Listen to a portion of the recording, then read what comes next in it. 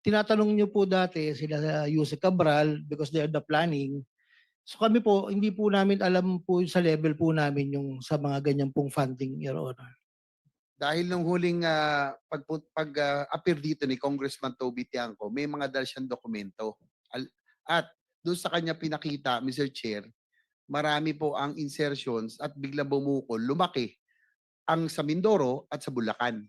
So, yun po ay na documented, dala ni Congressman Tiangco. Hindi niyo pa i-confirm, Engineer Alcantara, na may alam kayo doon?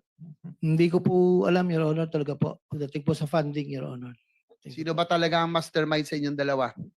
Sabi ni Bryce Hernandez, kayo po, engineer.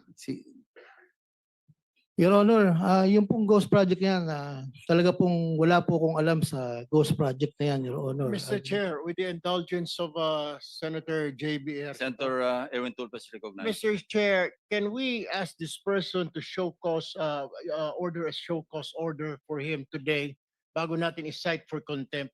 Last week pa ito, dalawang hearing na itong nagsisinungaling. Sa mga taong sa baba, lahat may kasalanan, ikaw wala.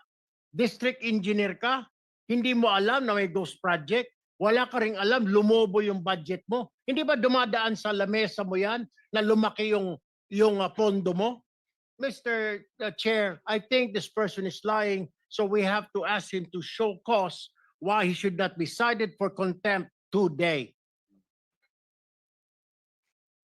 Please respond, Mr. Alcantara. Your Honor, kami naman po pag lumalabas po sa GAA, ini-implement lang po namin yung project, Your Honor. At hindi po namin alam kung saan po ng ano yan, Your Honor. Actually po, yung sinasabi ko po sa Ghost Project, talaga pong wala akong alam dyan. Magpapatunay naman po itong project engineer na nandito po sa tabi ko kung paano po nangyari yan. Yung pong sinasabi ng project engineer na Paul Duya, ay kasama po nila yan, Your Honor. Mr. Chair, unacceptable. And therefore, I will move, Mr. Chair, that we cite this person in contempt for lying before this committee, Mr. Chair. There is a motion to cite in contempt of the committee, Engineer Henry Alcantara. Any objection?